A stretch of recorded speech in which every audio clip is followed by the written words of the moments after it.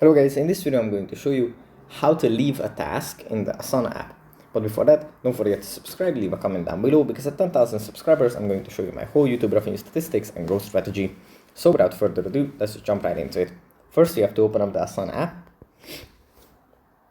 And here it opens up in the home menu, where we have our projects, portfolios and goals.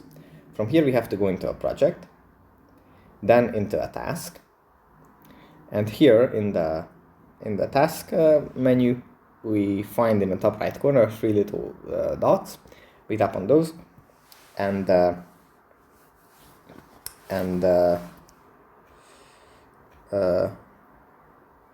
we should have here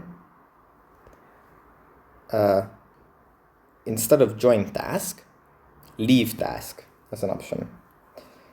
For some reason it doesn't show it for me, but you will find it here, and then you can just tap on that and leave the task. That's pretty much it for this video. Hope it was helpful for you guys, and I'll see you in the next one.